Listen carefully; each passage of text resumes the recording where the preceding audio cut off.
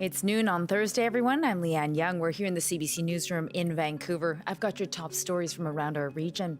You want to brace for another round of stormy weather. Environment Canada has issued a rainfall warning for Metro Vancouver's North Shore. Up to 70 millimeters of precipitation is expected. Strong winds of up to 80 kilometers an hour expected in the late afternoon in eastern parts of Metro Vancouver and the Fraser Valley, while gusts could reach 90 kilometers an hour near Hope and in Greater Victoria. Meanwhile, heavy snow is expected in the mountains, with warnings for 15 centimeters in the Whistler area and up to 40 centimeters on the Coquihalla Highway from Hope to Merritt. And a retired RCMP officer was denied dismemberment insurance by Canada Life twice. The insurance company said in a letter that the amputation needed to occur within 2 years of the accident to qualify for the claim. But after CBC News looked into the case, Canada Life called and approved Jason Heidemak's coverage. I sat in my truck for a few minutes and just cried because not a lot of great things have happened the last little bit. And it was just nice to have a moment to have something good happen and just be happy. The retired RCMP officer suffered a soft tissue injury during an arrest in 2019 that led to chronic pain and 2 failed surgeries before his doctor suggested amputation 5 years after the accident. Insurance lawyer Sivan Tumarkin says there's often a gray area in how these types of decisions are made. The charity War Amps adds that other amputees have often faced similar denials of funding. And we are officially 1 week away from Christmas and that time of year when travelers are looking to get home. Vancouver International Airport says it is the busiest day of the holiday season today. Nearly 77,000 passengers are expected to pass through the airport, around 3 million passengers over the 6-week holiday period. That started at the beginning of the month, with potentially long lines and check-in at security. YVR has a couple of tips. Little things like don't bring a wrapped gift to the airport. I'm sure you do an amazing job wrapping, but if the screening folks at CATSA see something they're not sure of, they're going to make you unwrap it. Bit of a wasted effort. And especially if you don't travel a lot, check your ID. Make sure it's still valid. There would be nothing worse than coming to the airport to head home to family, maybe head somewhere hot and realizing that your passport is expired. YVR says they have also installed new technology to help speed things along for passengers, like CT X-rays for security screenings on the domestic side, so travelers don't have to take out their liquids or laptops. And despite some loud opposition last night, school board trustees voted 6-3 to permanently close Sir Guy Carleton Elementary School in East Vancouver. One resident says the decision is short-sighted in light of the city's plans to add more density to the area. I live in the area. I see all kinds of single-family homes being converted into duplexes and quadruplexes, laneways being built, towers being built, multi-family 3-story buildings being built. It seems to me that just by building alone, that there must be more demand coming. In 2016, a fire at Carleton Elementary led to its closure. Vancouver School Board says it spent more than $650,000 to maintain the school's vacant buildings. The school board will now review alternate uses for the site. And that's it for me this morning. I'm Leanne Young. Thank you for watching. Don't go anywhere. Coming up, BC Today with guest host Amy Bell.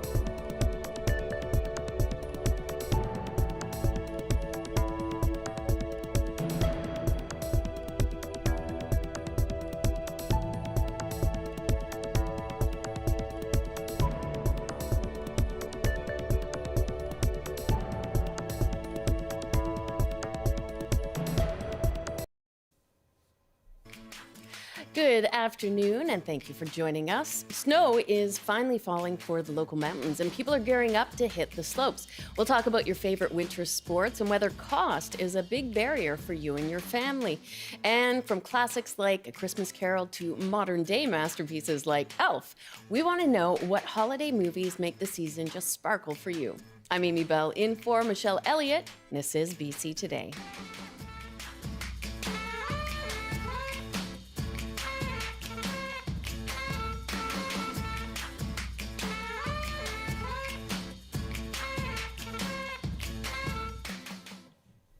And thanks, of course, for joining us today on radio, TV, and live streaming.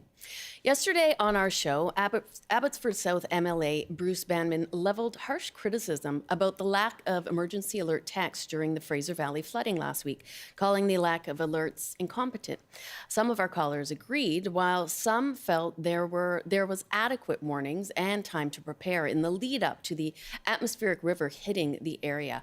And for more on this, we are joined by BC's Minister of Emergency Management and Climate Readiness, Kelly Greene. Good afternoon, Minister. Thanks for taking time with us today. It's great to be here, Amy. Minister Greene, several residents reported that they first became aware of evacuation orders only after hearing what MLA Bruce Banman described as World War II, Cold War era air raid sirens that Sumas, Washington fired up. Why did the provincial government decide not to issue a BC emergency alert via text message? First, I just want to say my thoughts are with everybody who is affected by the recent storms and floods. Many people and businesses, farms were really impacted, and my thoughts are with them in this difficult time. During an emergency, the province holds regular coordination calls with impacted communities to make sure that we're responding in the best way possible to the circumstances that we're facing. Our priority and local government's priority is always to keep people safe and informed and make sure that they're getting the information they need to take action and keep themselves safe. In the instance of the flooding event that was happening in Abbotsford, Abbotsford was in close coordination with us, and we have many tools in our toolbox in order to connect with people and help them during difficult times. And it was a decision made that we would go, or Abbotsford would go door to door to notify people in the affected area about what they needed to do. They needed to evacuate or be prepared to evacuate. So that door to door connection was the method in which people got the information that they needed. They could ask questions. We could ensure that they got the message, because getting an intrusive alert to your cell phone only helps if you have that phone near you and it's on. So door to door was the method that we used, making sure that people got the information they needed. And Abbotsford had crews standing by closing roads to make sure people weren't going into the affected areas. And I'm curious if you could explain sort of the criteria that's used to decide whether or not to send out an emergency alert. I know that there was a decision to do door-to-door. I'm curious as to why not just do both, so that the text would go out to those areas that would be impacted. The intrusive alerts can be sent out. They're really reserved for that critical life-threatening situation that need immediate action from the affected public. And that's really important, that it is that instance where there is no time and people need to move now. And then we would use that as well as other tools that we have in our toolbox to connect with people and move them to safety. We did learn a lot in 2021 on preparedness and the ability to connect with people in emergencies. And we did expand the ability to send those alerts to cell phones, radio, and television in 2022. So we can now send alerts for imminent threats for floods, wildfires, and extreme heat emergencies. So we definitely have more tools in our toolbox, but we want to reserve those for that immediate life-threatening situation where they need to act now.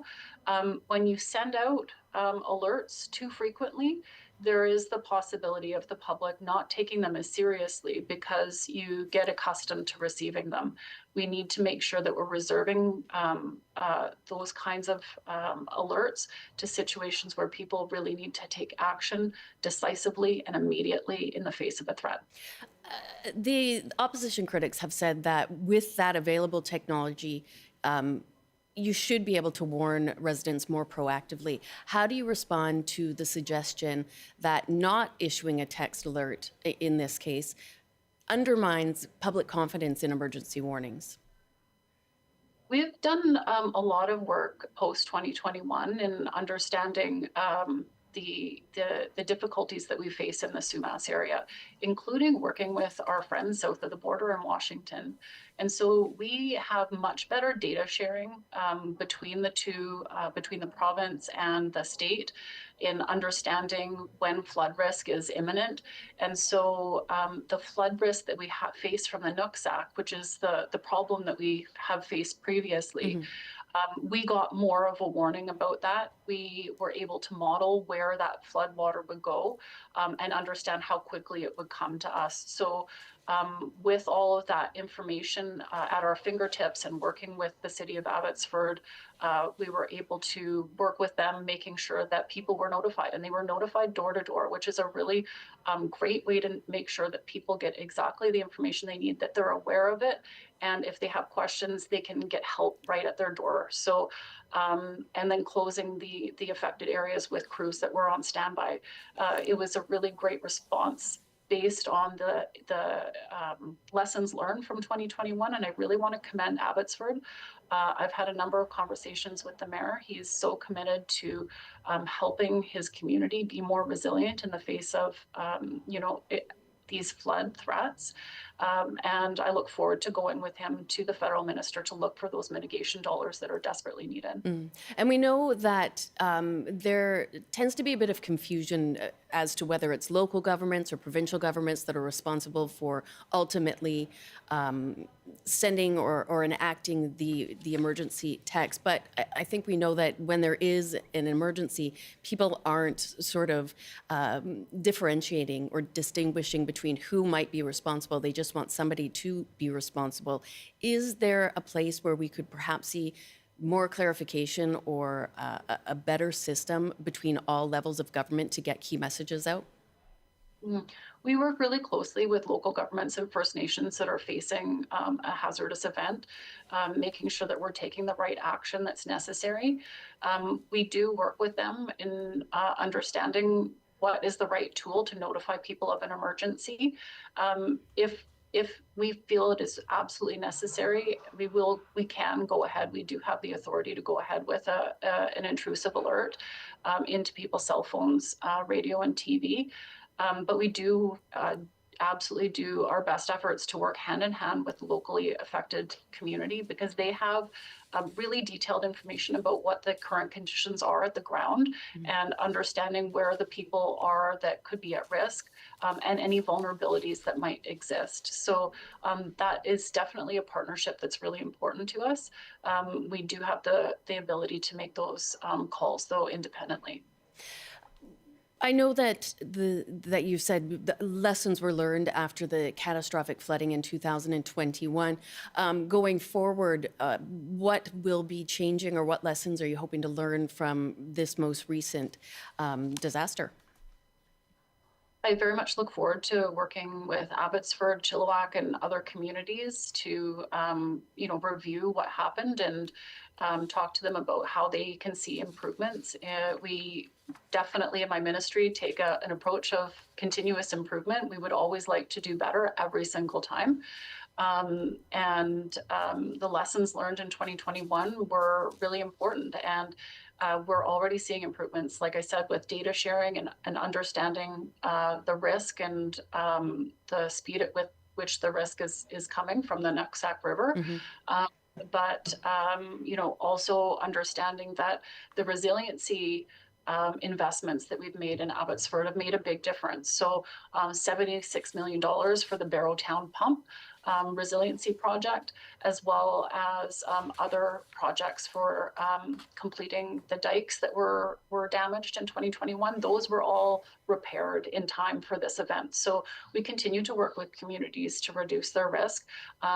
The difficulty in the Sumas area is that the our region is so big and it's a very complex watershed. And so we really need to have the federal government at the table with us when we're making decisions about what needs to happen to reduce risk for the entire region, as well as funding for it. It's an incredibly big project of national importance. So much infrastructure and trade goes through that corridor, as well as our food security. So we really need to have them there with us. Okay.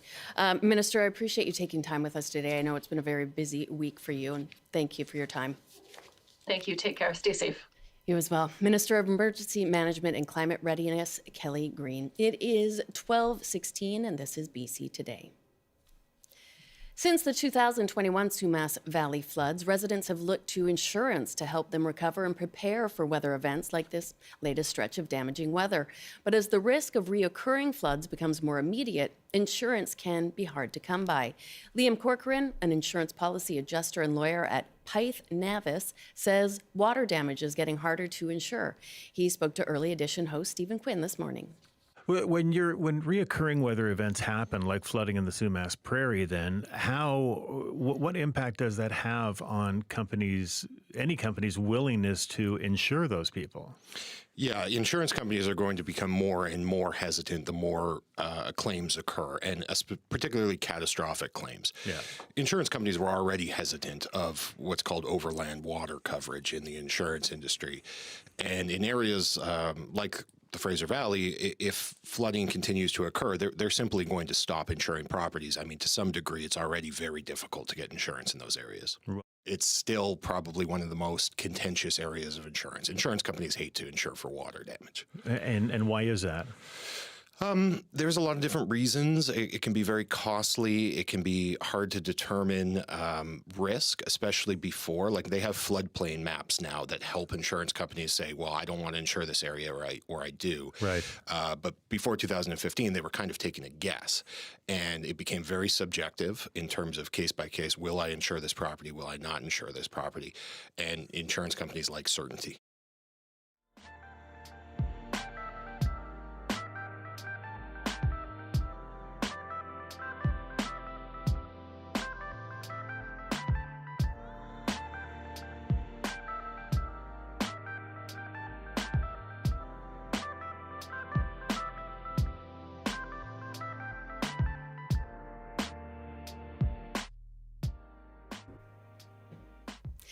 And it's nearly Christmas, and mountains around BC are finally getting some much needed snow.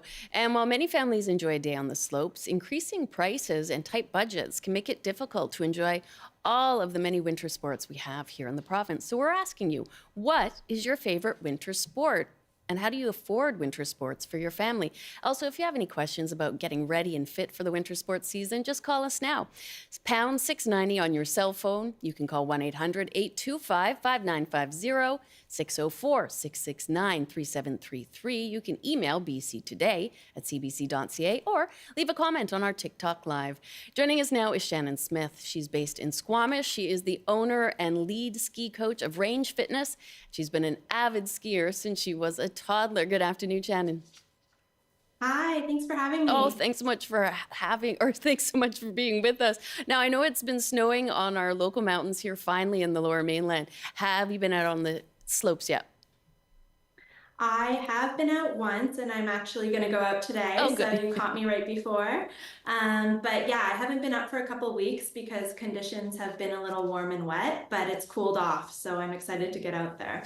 And you, of course, I mentioned, are a ski coach based in Squamish. Tell us a bit more about how people can get ready and prepared for the ski season. Because, you know, for many people, it's been years or a couple years, and it can be hard on your body to just head out there without any prep.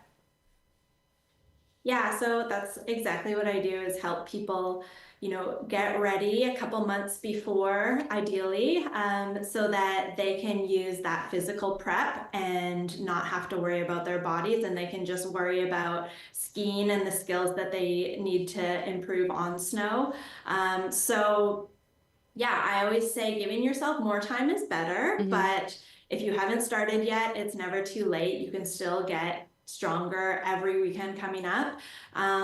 I like to focus a lot on like stabilizing the knees and the hips, because that is where skiers are at higher risk of injury. So, but really it all comes down to like a really strong, balanced body. So, yeah, I don't know how deep you want me to get into that, but building strength is number one for sure. For sure. And we say it all the time, but we are just so lucky to live in the Lower Mainland, live in BC. We have so many beautiful hills in the province. What are some of your favorite spots to ski in BC, and what really stands out about each one of them for you? Well, I am a Whistler girl through and through. That's where I learned to ski, and that's where I've skied my whole life and continue to ski. But BC has so many unique spots because all the resorts are really spread out. Yeah. So each area has their own, special thing. And the interior has the nice light snow, and then you go into the Kootenays, and you get a lot of nice snow out there too. So, yeah, it's There's kind of something I for think everyone, it seems. exactly, yeah. And there's a lot of hills that, if you have a family or you're just like newer to skiing, that are better to that. So like Big White, Silver Star, Kimberly is a really great one if you're newer to skiing. And then we've got, the classics like Kicking Horse and Revelstoke that are really great for more advanced skiers because they have a lot of bigger terrain.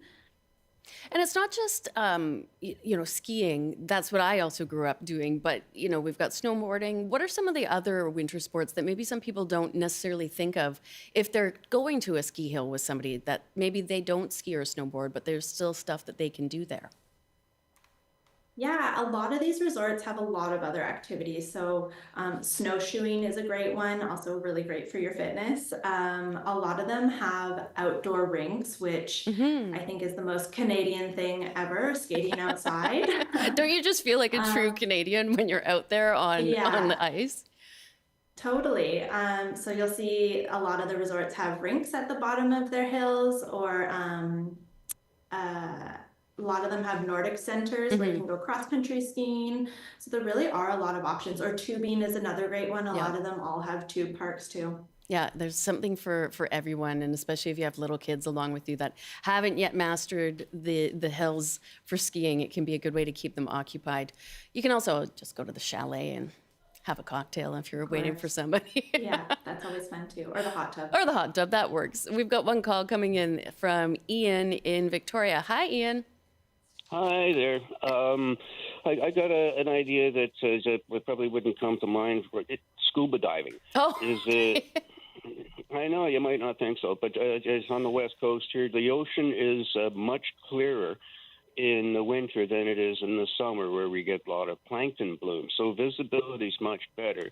Plus, when you're prepared to get into the water in your bulky dry suit and woolly bears, if it's the summertime, it can be pretty darn hot while you're waiting to get in the water. Yeah, I can imagine. The air is a little easier to deal with, and also when you're in the water, it really doesn't much matter what's going on with precipitation. You know what I mean? All very fair points. Yeah, Ian, thank you so much for recommending that. I mean, as Ian points out, Shannon, from the sea to the sky, we've got something for everybody while you're enjoying the winter. Now, I know you started skiing when you were a toddler. I also started when I was about 2.5. But it has been a number of years since I have skied, just with kids not knowing how to. But one thing also is to get the whole family out there. It's very expensive, and I know that can be a bit of a barrier for some people to get out on the slopes. What do you recommend for people that still want to enjoy sort of the best of the winter, the best of the mountain, but budget is very conscious for them? Well, especially for little ones, they go through gear so So quickly. quickly. So I recommend looking on Marketplace. It's a great place. And a lot of the gear, like I said, they don't use it for very long, so it's in really good shape. I know that's where I'll be looking. I have a toddler who's going to be starting this year. Oh, that's exciting. And then also, X rental gear is really, really good, cost effective way to get gear if you're just getting into it, because again, that gear has only been used for one season. It's been taken care of by the shop. So that's another way to get your equipment at a discount, basically. Oh, very good points.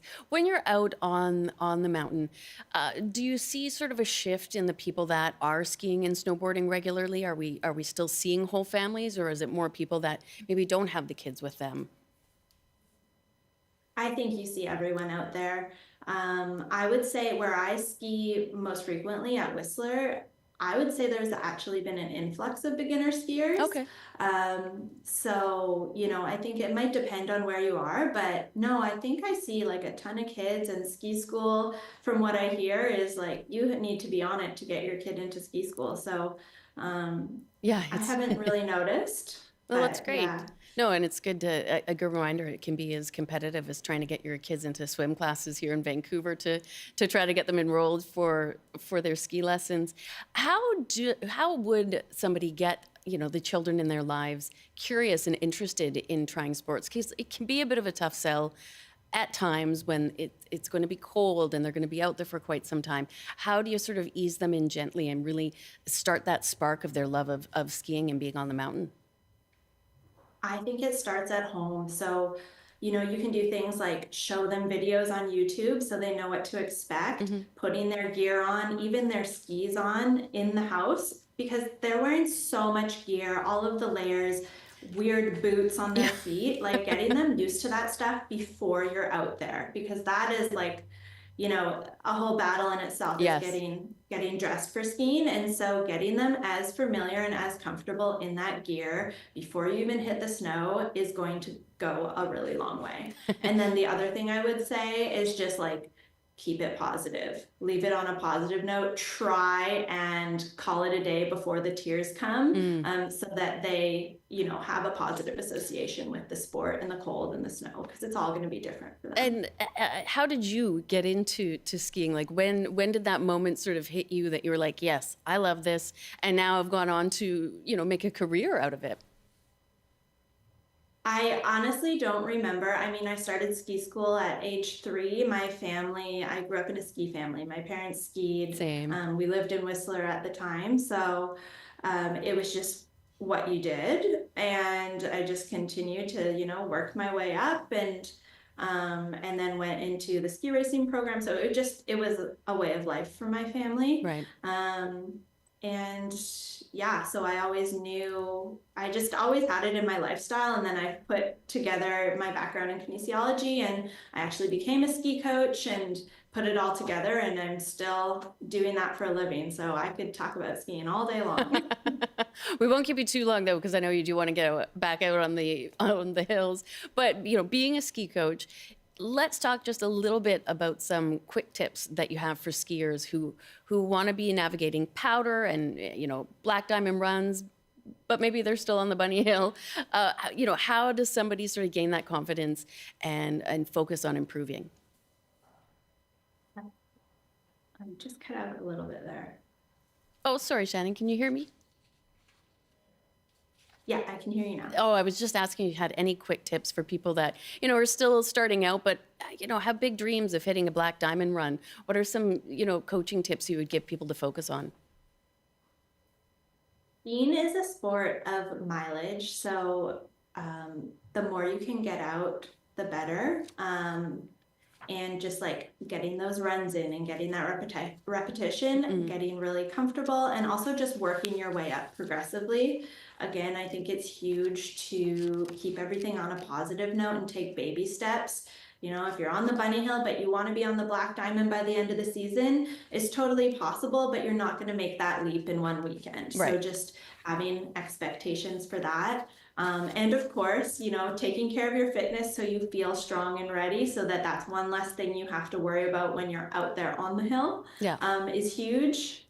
And then the last thing I would say is like really skiing confidently. It's when we ski defensively that we're going to have a bad time and we're more prone to injury and things like that. So if you can really ski with confidence and stay forward on your skis, even if you're faking it, it's going to help until you actually feel that way. Fake it till you make it. It works in so many areas of life. Shannon, thanks so much, and I hope you have a good day out there skiing. Thank you. That was Shannon Smith. She's a ski enthusiast, obviously, and owner and lead coach of Range Fitness, and we reached her in Squamish. It is now time for the 12:30 news with Tarnjeet Parmar. Good afternoon. More stormy weather is on the way for the South Coast with a new round of weather warnings from Environment Canada. High winds, heavy rain and snowfall are included in the forecast. A rainfall warning is in effect for the North Shore and Howe Sound, with rain possibly reaching 70 millimeters. Wind warnings and special weather statements have also been posted for most of southern and eastern Metro Vancouver, the Southern Gulf Islands, Greater Victoria and the Fraser Valley. A BC First Nation appealing the landmark Cowichan Tribe's Aboriginal title ruling says it will not be coming for anyone's private property if it wins. Musqueam Indian Band Chief Wayne Sparrow says they are appealing the BC Supreme Court decision to defend traditional territory and fishing rights. In August, the Cowichan Tribe's Aboriginal title was granted to over 300 hectares of land on the Fraser River in Richmond, in what the Musqueam calls part of its own traditional unceded territory. The Cowichan Tribes did not seek to have private titles invalidated in their case, but the ruling has raised concerns about the impact on private title in the area and beyond.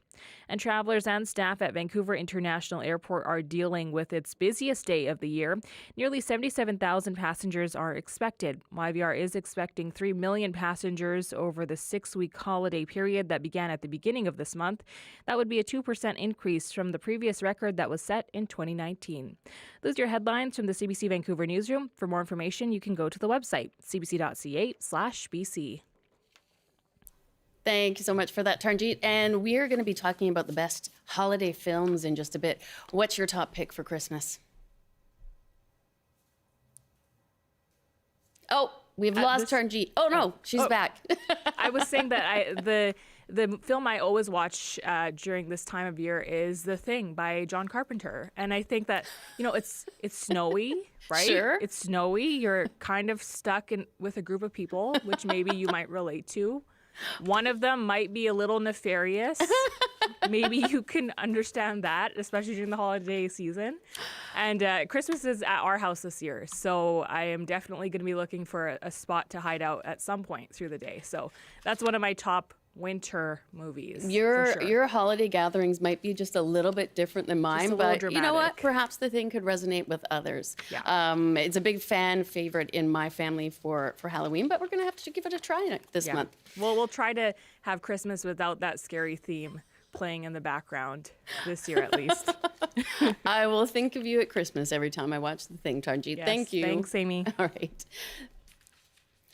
That was Tarnjeet Parmar with the news. And yes, coming up, we are going to be talking about your favorite holiday films. So get your suggestions in now. You can call us at 1-800-825-5950, 604-669-3733. Email us bctoday@cbc.ca.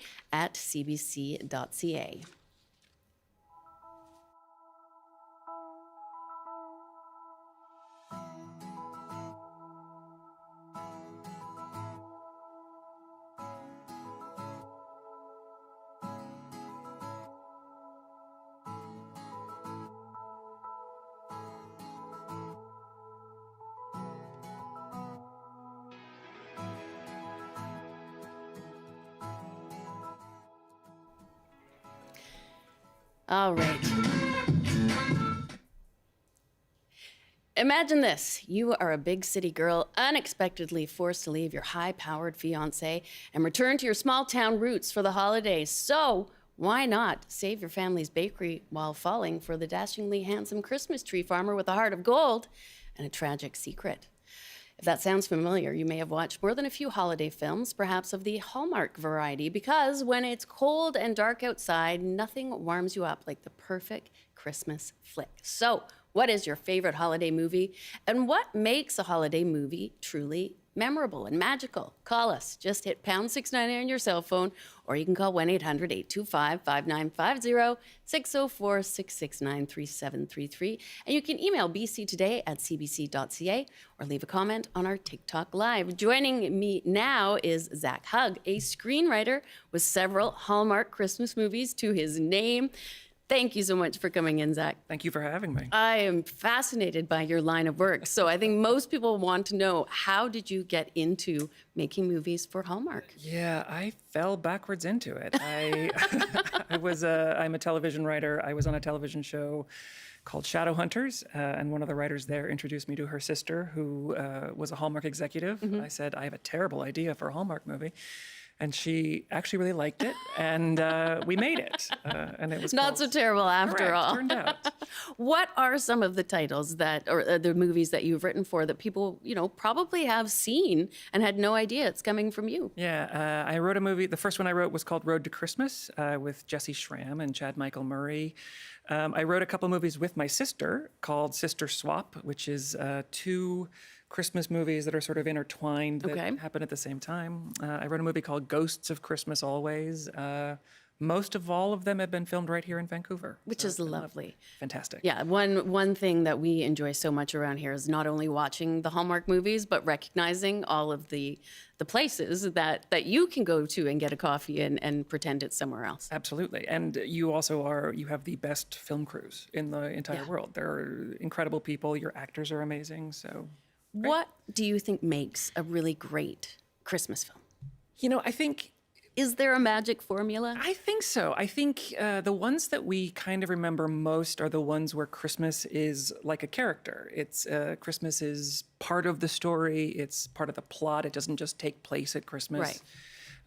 People love Die Hard at Christmas. I am not here to say... I was going to ask you. There's always a lot of intense debate over whether or not it's a holiday movement. My coworker Alistair was saying he was going to call in and list out all the various reasons why it is a Christmas classic. Yeah, I am not here to say you cannot watch, that people love this movie. And I think it could take place at another time of year, arguably. And it does have a lot of guns for me for a Christmas movie. It is not rated PG. Correct. I like less guns in my Christmas movies. But I do think listen, if your family sits down and watches The Thing, watch that together if that's something that you love. And I think that is part of the charm for so many of these films is the entire family will watch them together. I have teenagers. They're not watching a lot of movies with me anymore, but they will all sit down and watch Elf. Yeah. Or, absolutely. The Grinch. So I cling to those. What are your favorite holiday films, though? You can't go wrong with The Muppet Christmas Carol. It is a perfect movie. So good. It's maybe the best adaptation ever made of anything. The Godfather was good, but like The Muppet Christmas Carol, come on, it's really it sticks to the story. It's about Christmas. Miss Piggy gives this really subdued, beautiful performance. She does. That you don't expect it's from her. Nuanced, which I don't expect from Miss Piggy. No, that movie could have been so goofy, and it turns out to be really touching and lovely. So, and of course, the best line. There's no cheeses for us Mises. Love it. Yeah, no one says mouse in that movie. No,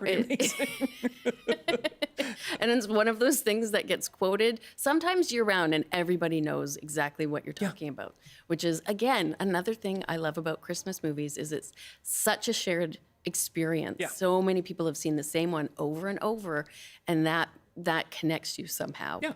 And so, which is the whole point. I mean, it's the point of the season. It's what any holiday will do for you. All right, we did get an email in from Erin, and she writes, my favorite Christmas movies are Scrooge with Alistair Sim, It's a Wonderful Life, and yes, Die Hard. Die Hard, I get it, yeah. I think we're going to just have to... It's a Wonderful Life is really solid. I mean, if you can see it in a theater, it's so much fun because people applaud. People are so excited. Like, they're getting really amped about kindness when they go see it in a theater. So it's a really fun experience. That would be really fun. I didn't grow up watching It's a Wonderful Life. When I was 15 or 16, I was up late on Christmas Eve and it was playing. Yeah. So I watched it, ended up bawling. Yeah.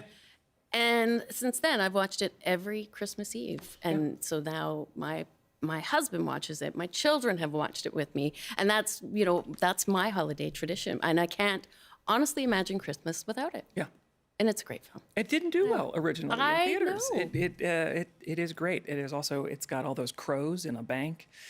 The guy's got all those animals that live in a bank with him. Like, you can't go wrong. It's weird. There's something to unpack and discover every time you watch it. And every year I'll sort of focus on a different character and be like, oh, I never realized they were doing that. Again, the magic of repeat watching. It's true. I would love people to call in and share their favorite holiday films with us. You can reach us at 604-669-3733. That's 604-669-3733. 1-800-825-5950.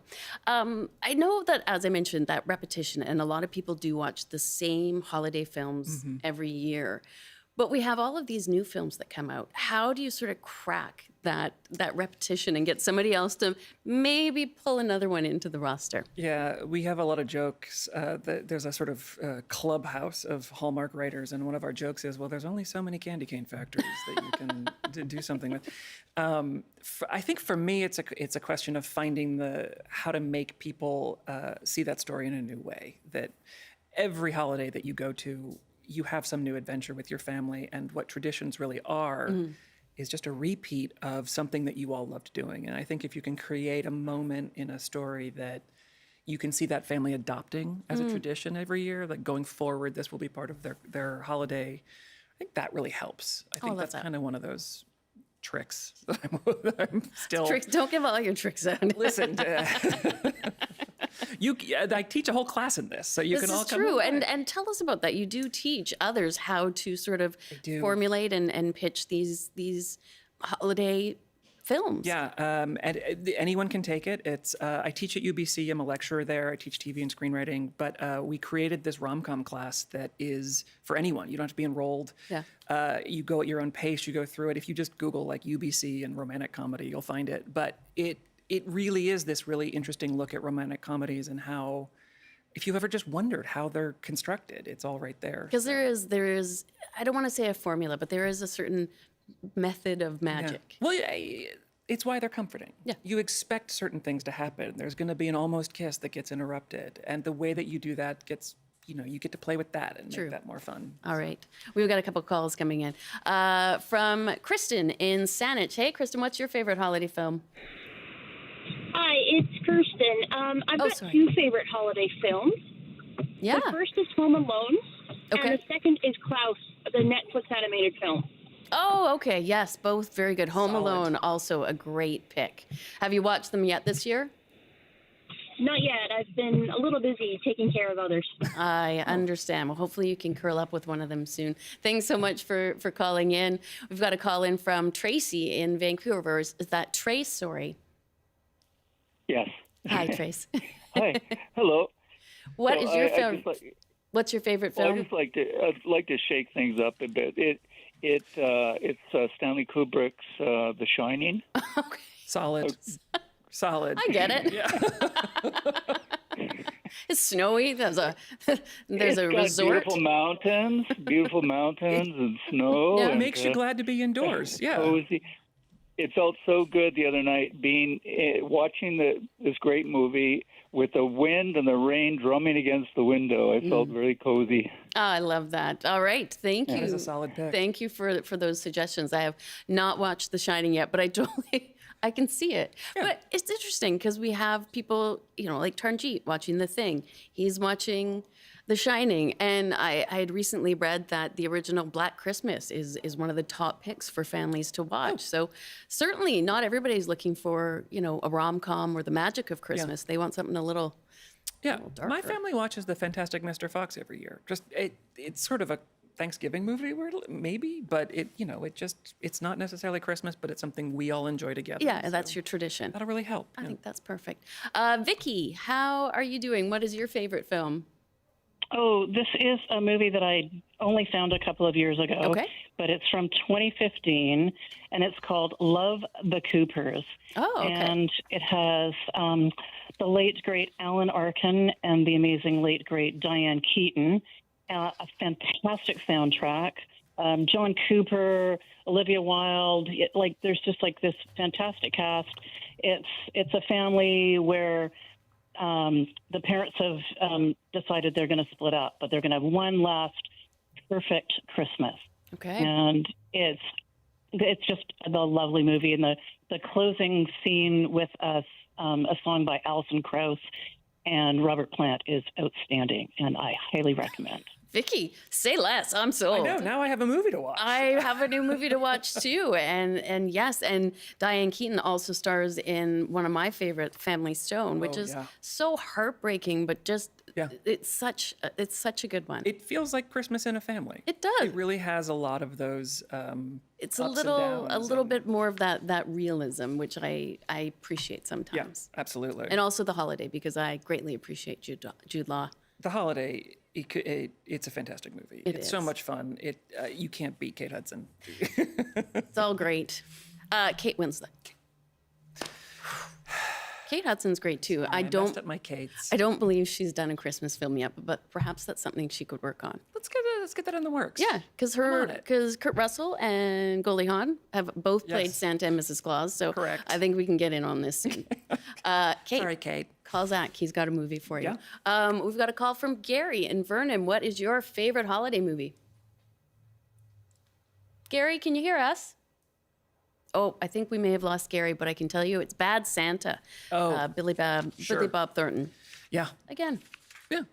A little bit more real. To for each some their people. own. Maybe a lot of guns. But you prefer yours with less guns, and I True. appreciate that. Sean in Vancouver, what is your favorite Christmas movie? Yeah, I'm going to harp on this, guys. I don't like the fence sitting around Die Hard here. No. Like, what I actually might argue is I've never heard a good argument for why it's not a Christmas movie.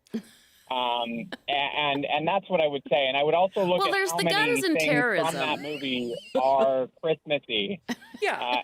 It's really interesting. I think it's one of the few movies I've seen be so divisive that doesn't need to be. All right. That's fine. Listen, I am here for it. I actually really enjoyed the movie. Oh, I love the movie. But I will also watch it in the summertime. I'm going to go see it at the Rio tomorrow night. It's a Christmas tradition. I will say, if you can see one of these movies in a theater Yes. live, it is so fun. Yeah. It is It's fun. such a great time. And Sean, I want you to enjoy the heck out of your Christmas movie tomorrow night. As do I. Yippee-ki-yay. Don't say the rest. Thanks, Sean. And I was actually going to ask you about this, Zac. Another one that's quite divisive, which I've always found shocking, is Love Actually. Well, yeah, it's one of my faves. It but is a movie. Heartbreaking. It is heartbreaking, and also like if you really do watch it through the lens, women do not fare well in that movie. This is very true. The men are sort of ill-behaved and get away with it, and it's sort of seen as charming. I will say, I love the way that movie comes together. I like the way that the story is told. I love how you do feel like we're all connected by the end of it. Yeah. But also, I feel like the women should have gotten a little bit more happiness out of those stories. With that. I do agree with that. But something about it just reels me in every time. Oh, yeah. Oh, yeah, no, I'll watch it every time it's on. Don't get me wrong. Like, it comes on, and I'm like, this is so charming. You're like, this is my night. Okay, we've got another call from Jaylene. Hi. Hey, what's Yeah, your thanks for taking favorite my call. movie? Oh, every year I have to watch Love Actually. There you go. Yeah. I Oh my was God. surprised nobody was on Team Love Actually. I know. Thank you. That's why I called in. I thought, someone's going to mention it. But I love the cast is so powerful and just all the reality and beauty of it. It's gorgeous. Yeah. No, it is. And that feeling of connectedness. You also feel like they're all friends. And still, you feel like they had fun making that movie. Exactly. And then when Alan you can Rickman feel it. passed. So nice, especially. Yeah. Wonderful. And thanks for all the other great suggestions. I'm going to put those on my list. I know. We've got Anytime. so many that I always forget about every year. Greg in Squamish, what is your favorite Christmas movie? This is a funny one because no one's really seen it. It was a bit of a flop, but it has 3 great actors in it. That happens. John Lovitz, Dana Carvey, and Nicolas Cage. Okay. And it was filmed in my hometown, and it was a Christmas movie called Trapped in Paradise. I've not heard of this. Tell me more. So they 3 brothers rob a bank, and then they crash their car and get picked up by the bank owner.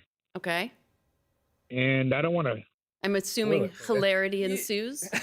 Yeah, it's a comedy. It's a Christmas comedy, and it was like a huge flop at the box office. Oh. And it's hard to find these days, but you can find it. Yeah. I'm going to go it was looking. Like 1993 or 94. I will it's, absolutely find this. All right. A heist plus Yeah. Christmas? Come on. What's better? And John Lovitz? And John Lovitz. Perfect. Thanks for calling in, Greg. Have a Merry Christmas. Jackie in Vancouver, what is your top pick for the holidays? Emmett Otter's Jug Band Christmas. Oh, it's which so is good. a Muppets movie. And most people from Northern Vancouver Island, except for the person who answered the phone on your show, know it. So we all talk about it. And the kids of my friends don't understand why we love it so much. But growing up, it was every year. Yeah, And that's all that matters. Birds, we're not birds up in a tree. We're a jug band. Absolutely. So it's a classic. That is such a wonderful recommendation. I actually had kind of forgot about that one over the last few years. It's also like a really good Muppet talent show Yeah. at the same time. Like it has a really solid like community theater feel to it, which is fun. Love it. Thanks so much for that, Jackie. And I was going to ask you, Zach, like I know I sort of gently mocked it in my intro, but a lot of people do sort of find Hallmark movies and Christmas movies at times just very formulaic. Yeah. But we have seen changes in you know, storylines, inclusivity, and different points of view. How has that sort of impacted, you know, the way you approach a script? I think for me, I've been doing it now since 2017, and every year there's some new thing that comes along where I want to try something and they'll say yes to it. I mean, I've been pitching Christmas in Space for a lot of years and that still hasn't happened.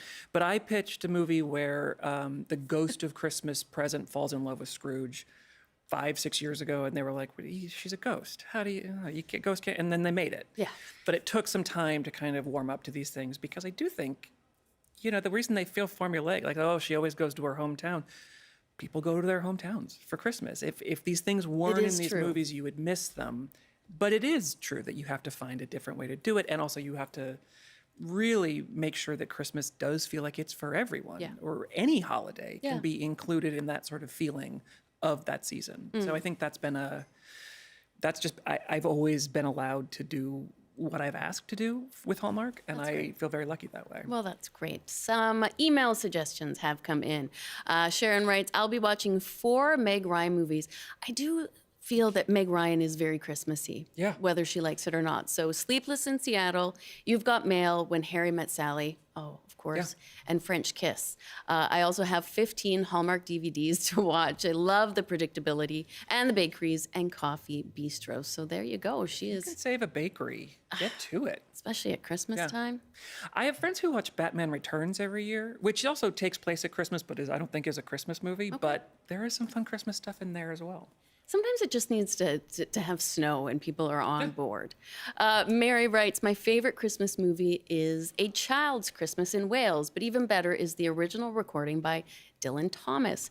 Christmas Eve, lights off except the Christmas tree lights, fire crackling, glass of something in hand, and loved ones sitting close by. It is magical. That sounds magical. Oh, that does sound nice. I will await my invite. Thank you for that, Mary.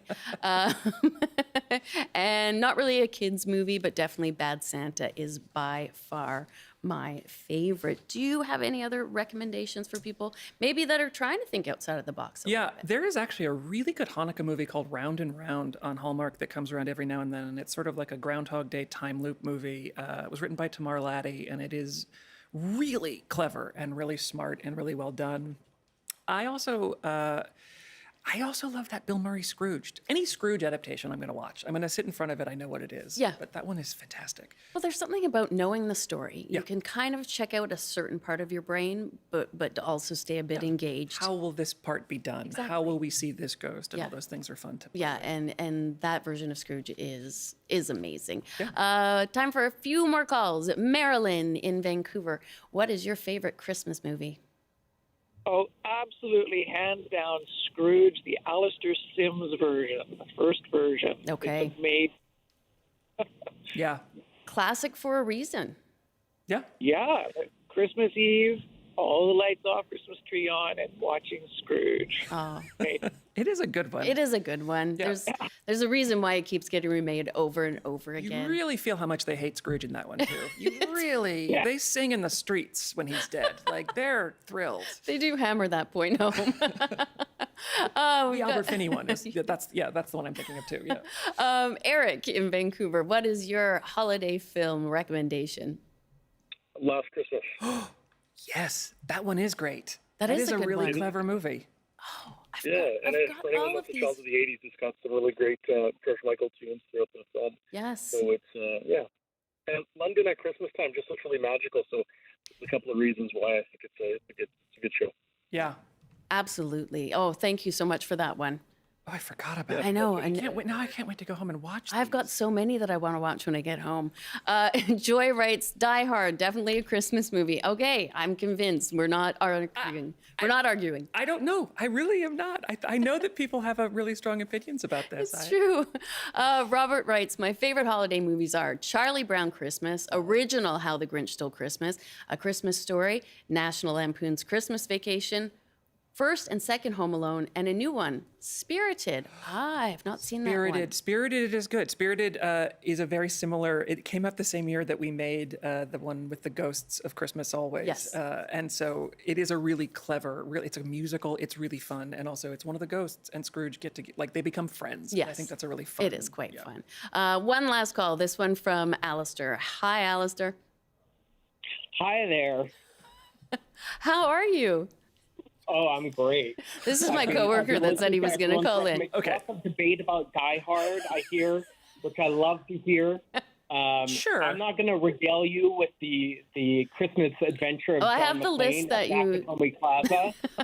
But I actually wanted to suggest another one of my favorites, which was Christmas Vacation. My family always watches that every year. Solid. It's one of our favorites. It's just a classic and super hilarious if you haven't seen it before. So that I want to throw that one out there. So quotable as well. So There's so many quotable. lines from that movie that And you I start to... think that does help a lot with Christmas movie magic is those quotes that instantly just stick with you.